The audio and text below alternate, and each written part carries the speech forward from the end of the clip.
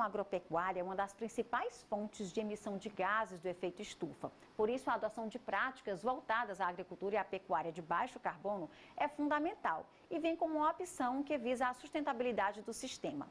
No nosso bate-papo nacional de hoje, a gente vai conversar com um especialista em produção agrícola de baixo carbono, o engenheiro agrônomo e doutor em produção vegetal, Jorge da Silva. Ele vai falar como está o andamento dessa produção com maior sustentabilidade no Brasil. Acompanhe agora nessa conversa. Então, gente, recebendo aqui, né, o doutor Jorge Júnior, né, com muito prazer que a gente recebe aqui no Painel Agro. Ele está lá em Barreiras, na Bahia, faz parte do Matopiba, né, e o doutor Jorge Júnior, ele é doutor em produção vegetal e também ele tem atuação nessa questão do manejo de produção agrícola com foco em baixo carbono, que é o tema da nossa entrevista de hoje. Eu quero começar lhe perguntando, doutor, como é que funciona, né, a agricultura e a pecuária, enfim, a produção agropecuária em baixo carbono? Pois bem, inicialmente eu gostaria de agradecer também, Liana, a oportunidade, mandando um abraço a todos os filiados aí, assim como todos os nossos colegas aí da Uninasal Teresina e demais outras unidades, e que aqui possam estar acompanhando um pouquinho da nossa produção aqui do nosso oeste da Bahia, em Barreiras, a qual eu estou localizado.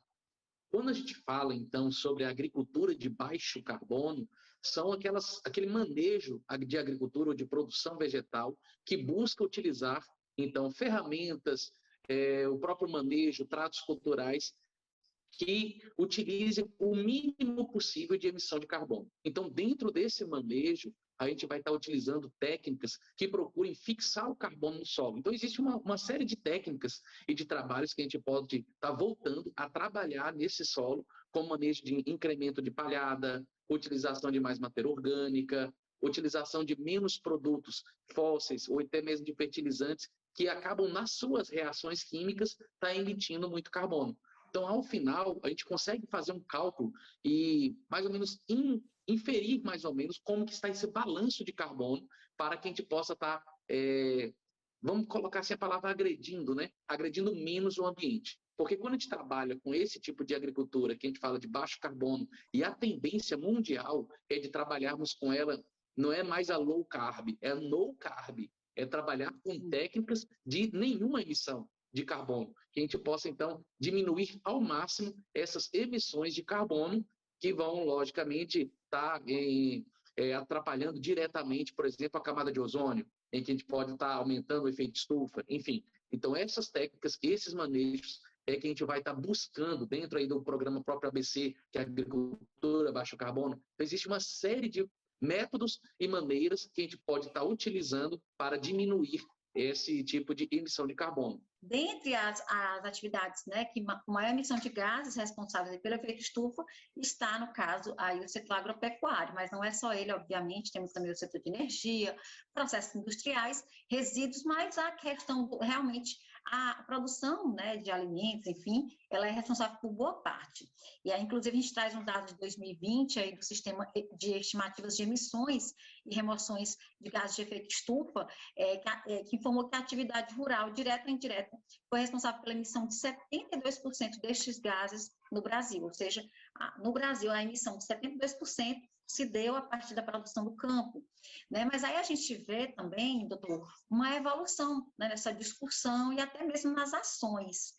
Inclusive, a gente tem um plano lançado pelo Ministério da Agricultura lá em 2011, que é o plano de mitigação, e eu lhe pergunto, a gente avançou muito, né, avaliamos aí 10 anos depois, já avançamos muito, o que precisamos ainda para avançar mais?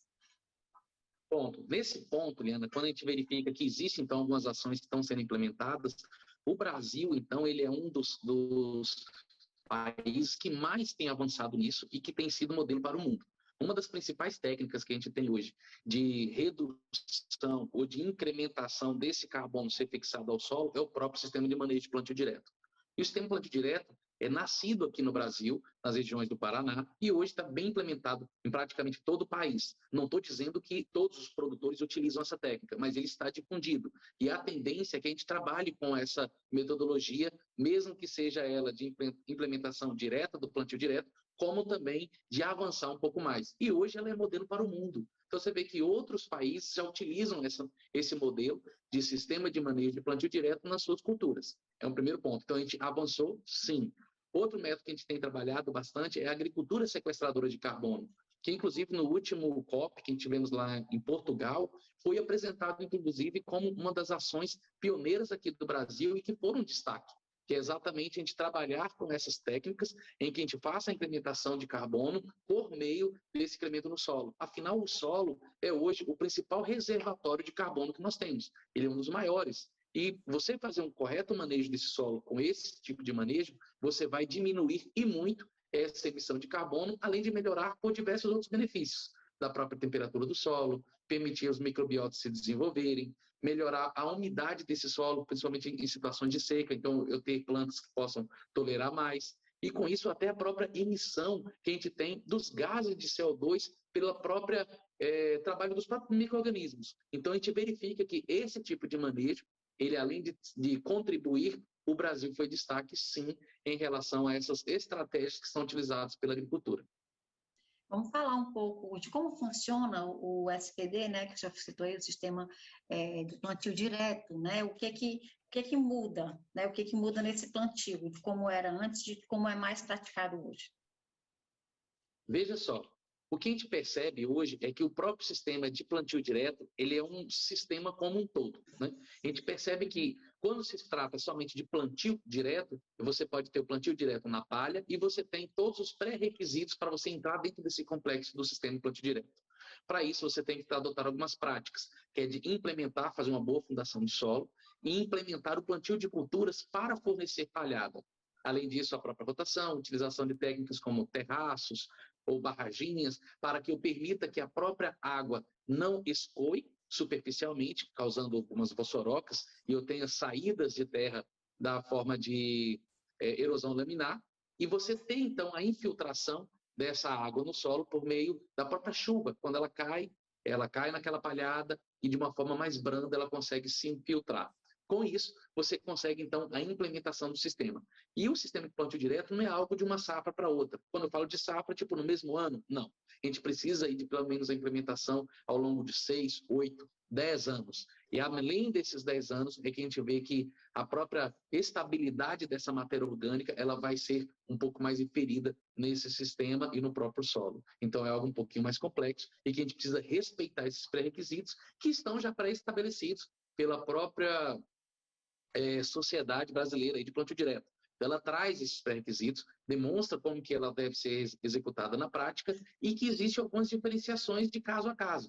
Quando a gente tem um sistema de plantio direto hoje, lá na região do Paraná, existe outro tipo de clima, as temperaturas, a própria insolação, o solo é um solo diferenciado. Quando a gente traz isso para nossas regiões de cerrado, regiões aqui da região do Piauí, do próprio Mato Piba, que a gente estava falando, a gente verifica que são temperaturas mais altas, a própria pluviosidade ela é mais espaçada, e com isso a gente tem uma atividade intensa de micro-organismos. Então, rapidamente, essa palhada ela é perdida. Com isso, estratégias são necessárias de utilização de plantas que têm uma alta relação CN, que a gente possa permanecer com ela um tempo maior no solo. Com isso, garantindo, então, uma boa cobertura de solo e que eu tenha realmente que aquela palhada esteja ali protegendo. E mais um ponto, não trabalhar a rotação ou o revolvimento desse solo, porque senão você perde todo o trabalho. Então, à medida que você está fazendo o perfil, garantindo macro e microporos no perfil desse solo, se eu fizer esse revolvimento, rapidamente eu posso perder isso e carrear argila em subsuperfície, produzindo o que a gente chama de um pé de grade, que seria um bloqueio, a interrupção, uma camada mais compactada que vai evitar o desenvolvimento das raízes das plantas. Temos também a questão da recuperação de pastagens degradadas, não é isso? É um dos pontos principais. É um dos pontos que a gente fala, porque existe uma área muito grande ainda abandonada de pastagens. E a proposta é que a gente faça a recuperação dessas áreas e a utilização até mesmo para a agricultura. Porque grande parte dessas áreas, à medida que elas foram utilizadas e acabaram sendo depreciadas por, às vezes, um mau manejo, elas ficaram abandonadas.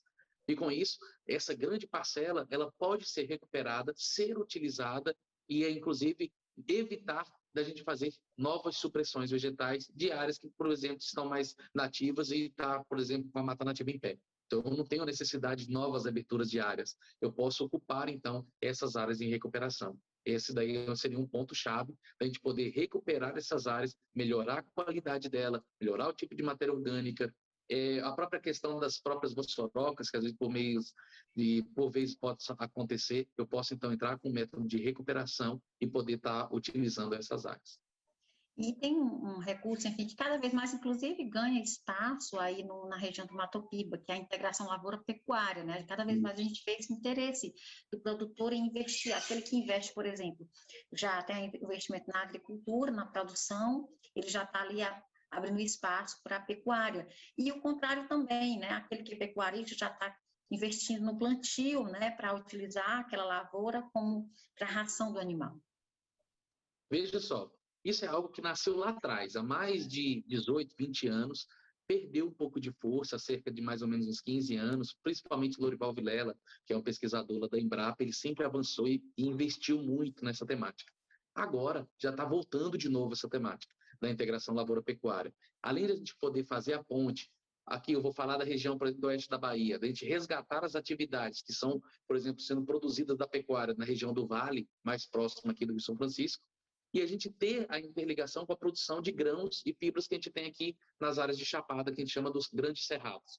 Quando a gente tem, então, essas áreas de chapada sendo produzidas e que produz o próprio insumo da ração que é utilizada pelo gado na região do Vale, então a gente já começa a fazer essa ponte. Trazer o gado para consumir resíduos de palhadas que a gente tem ali na região do Cerrado, então já começa a ter incremento, trazendo muita fonte de ureia por conta da própria urina do gado, própria alimentação dele desse resíduo de palhada, as próprias fezes desses animais vão ser substrato utilizado para a melhoria da própria matéria orgânica. Então, a gente começa a fazer essa ponte. Hoje, já se tem alguns produtores fazendo, por exemplo, uso de produção de milho, produção de integração do sistema Santa Fé, quando eu planto, por exemplo, uma braquiária no meio do milho, e depois tiro esse milho, entro com feijão. Então, já está fazendo essa ponte e traz o gado para se alimentar desse resíduo de palhada, fazendo essa ponte. Então, essa integração lavoura-pecuária, ela é fantástica, ela é necessária e é um dos pontos-chave da gente estar trabalhando com a agricultura de baixo carbono. Outro ponto que tem sido desenvolvido também é a gente avançar um pouco mais e trabalhar na integração lavoura-pecuária-floresta. Então, alguns setores agroflorestais também têm sido ganhado espaço e têm avançado. Só que ainda um pouco incipiente, porque por conta das grandes extensões de áreas que a gente tem hoje com culturas anuais, então isso ainda está acontecendo de uma forma um pouco tímida, mas já está ganhando um pouco de espaço também e avançando um pouco mais, principalmente com a utilização e inserção da fruticultura aqui na nossa região e diversas outras regiões do país. Então, quando a gente traz a fruticultura, a gente já está com um subsídio a mais de poder estar avançando nesse sistema de integração. E a questão da fixação biológica do nitrogênio. A meta, né, do Ministério da Agricultura era ter 5,5 milhões de hectares, né? Já com a questão da fixação, e foi atingido já em 2018 para 2020. Como é que você vê também a importância, né, dessa estratégia? Hoje, alguns trabalhos que estão sendo realizados em diversos estados aqui no país é de trabalhar com o balanço do carbono emitido. Então, algumas empresas têm trabalhado bastante nessa temática de trabalhar com o balanço de carbono. E um dos pontos principais é considerado como o segundo de maior emissão de carbono, são a utilização de alguns fertilizantes nitrogenados. Então, a gente trabalhar com esses fixadores de nitrogênio, eles são primordiais para a gente reduzir a utilização desses fertilizantes nitrogenados. Ainda mais hoje, que a gente está vivendo aí esse período aí da própria guerra, né? A guerra que está tendo aí da Ucrânia e Rússia, que estão limitando bastante, não é nem a oferta, mas é a entrega de muitos fertilizantes já comprados, a gente não está conseguindo receber eles no Brasil. Então, isso acaba trazendo certo impacto na produção. E a gente ter essas alternativas de fixação biológica do nitrogênio, ele já vai reduzir bastante nessa emissão de carbono, o que é um ponto-chave de eu ter menor emissão de carbono, garantir, por exemplo, alguns selos, ser, por exemplo, um produtor de selo ou uma certificação diferenciada, em que as trades já vão ver seu produto com um modo diferenciado e você conseguir garantir uma nova lacuna de mercado que às vezes não está sendo ocupada. Então, é um ponto-chave que algumas empresas já estão utilizando e que os produtores, querendo ou não, vão ter que avançar bastante e que já estão utilizando, né? Antigamente era mito a gente trabalhar com controle biológico, com uso alternativo de fertilizantes, o próprio pó de rocha, que está sendo amplamente utilizado como um complemento. Então, todo esse manejo, essa complexidade da produção, ela é necessária. A gente vai, aos poucos, manejando algumas reduções de fertilizantes e, com isso, complementando com esses outros alternativas, vamos dizer assim, mais naturais, que apesar dela não ser de rápida resposta, mas ao longo dos anos a gente vai tendo alguns complementos que vão favorecer, inclusive, a produção e garantir que a gente tenha o nosso mínimo, né? Então, numa condição hoje que às vezes a gente tem uma limitação de fertilizante, ter essas alternativas vão pelo menos manter que eu possa pelo menos empatar a conta e conseguir se manter no mercado. E você falava da questão do uso de biológicos. Semana passada, o Painel Agro esteve aí no Matopiba, em Baixa Grande do Ribeiro, na Fazenda IP, né, que faz parte do Grupo Insolo, e 25% daquela área de 65 mil hectares de soja, eles já fazem com controle biológico, né? Como você disse, até então seria impossível, né? E hoje você já vê o envolvimento e o engajamento por uma necessidade, inclusive do meio ambiente, dos produtores, né, incorporarem, né, essas estratégias para, de fato, até ter uma continuação. Só uma pergunta que eu ainda tenho para você, aliás, eu tenho duas, mas eu queria fazer a penúltima pergunta, é a questão de adoção de novas cultivares, né? Ela é necessária também com as mudanças climáticas, não é isso? Então, precisamos de tecnologia cada vez mais.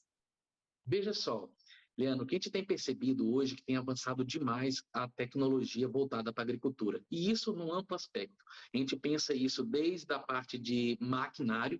Você vê hoje que drone está na moda e está em amplo uso, foi regulamentado esse ano a utilização, por exemplo, a pulverização. Então, você verifica que é uma tecnologia de ponta e que hoje você consegue fazer algumas aplicações pontuais. Então, não só a tecnologia voltada para a parte de maquinário, como também do uso dos produtos. Então, hoje tem avançado bastante. Então, quando a gente percebe que, se a gente for trabalhar hoje algumas regiões, existem micro-regiões específicas com qualidade de solo específico, com pluviosidade específica, própria intensidade luminosa. Então, as plantas, você pode conseguir explorar ao máximo o potencial delas, desde que você trate o manejo local. Então, hoje isso está sendo muito presente. Então, acaba que o avanço de novas genéticas, de novos materiais, sempre vai estar acontecendo, desde que o produtor respeite essas tecnologias, garanta que a gente possa ter, por exemplo, um manejo biológico, alguns transgênicos. Se você não quebrar essa tecnologia, você consegue manter ela muito tempo no campo. Só que muitas vezes a gente acaba não conseguindo manter isso, respeitar o que é seguido pela própria regulamentação. Quando isso acontece, acaba quebrando e a gente precisa investir em novas variedades. Mas essas variedades, hoje, elas já estão muito específicas para determinadas micro-regiões e conseguem garantir o máximo de produção. E isso tem avançado muito, muito bem. A gente antes falava em tecnologias, Diana, de a cada 10 anos, 8 anos. Hoje a gente tem tecnologias avançando a cada 6 meses. Isso. Entendeu? É impressionante mesmo, assim, as novidades, né, surgem e surge, elas já estão ali na prática, no dia a dia, na rotina, né, não demora, né, depois que existe ali a novidade, né, ela já vai diretamente ser testada no campo e daqui a pouco ela já está mesmo no mercado. A última pergunta que eu tenho para lhe fazer é dessa sua experiência que você tem de Matopiba, né, como é que a gente vê essa agricultura de baixo carbono incorporada aí nessa produção dos nossos cerrados?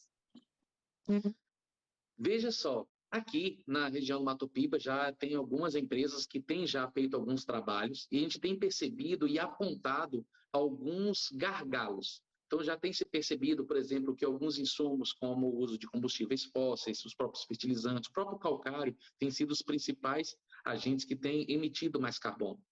E o que a gente tem percebido? Que a gente tem que, então, manejar melhor. Então, o sentido dessas empresas, junto com as associações, é de trazer, então, junto ao produtor, algumas estratégias, alguns manejos, que a gente possa estar trabalhando algumas alternativas para promover que realmente esse produtor possa ter outras saídas e de forma a gente emitir menos carbono.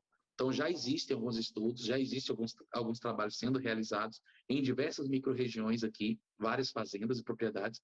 Isso é optativo, o produtor ele chega, ele tem a sua opção de estar inserido ou não nesse estudo, e geralmente, lógico que não vai ser divulgado, né, o nome dele, nada desse tipo, mas a gente precisa saber como que esse manejo é realizado, para que a gente possa garantir as principais recomendações para a região. Porque hoje, o que a gente trabalha e a gente verifica que existe ainda muitos produtores trabalhando com recomendações de São Paulo, recomendações de Minas, e que não trabalha com a recomendação própria da sua região. Então, a gente precisa garantir, entender qual o potencial máximo da sua realidade e, com isso, trazer novas recomendações de manejo próprios para a sua realidade. Conhecendo o seu solo, seu tipo de clima, sabendo qual é o potencial das variedades que eu tenho exclusivas daquela região, e daí, com isso, a gente ter o máximo de aproveitamento da cultura, mas sem degradar o meio ambiente, sem a gente estar emitindo muito carbono e, com isso, garantindo uma agricultura mais sustentável. Eu tenho só mais uma pergunta, doutor Jorge.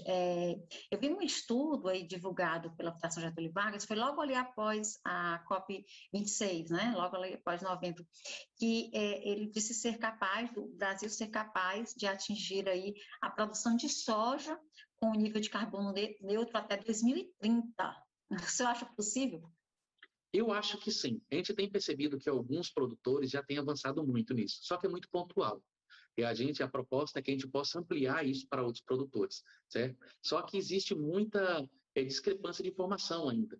Existem algumas tendências, alguns pesquisadores, cientistas que já têm uma determinada linha, que daí já foge um pouquinho, enquanto outros já conseguem explorar e trabalhar com zero aplicação de nitrogênio, que a gente tem tido resultado. Então, o que a gente tem feito geralmente é uma dobradinha. Geralmente, esses produtores que têm tido mais sucesso é o que investem bastante em massa, em uma boa manejo de solo, uma boa fertilidade, uma boa correção. Geralmente, trabalham com culturas um pouco mais exigentes, como é o caso do próprio algodão, e depois eu entro para a cultura da soja, eu consigo esse retorno, como, por exemplo, muitas vezes com zero utilização de adubo. Somente com o resíduo que eu tive ali, eu consigo realmente trazer o máximo de potencial dessa cultura. E outra frente que a gente tem percebido agora, recente, nos últimos 60 dias, eu posso colocar, é a nanotecnologia na agricultura. E ela tem trabalhado muito com moléculas cada vez menores, trazendo aí não só os nutrientes, os fertilizantes, mas também alguns defensivos agrícolas, todo naquele pacotinho,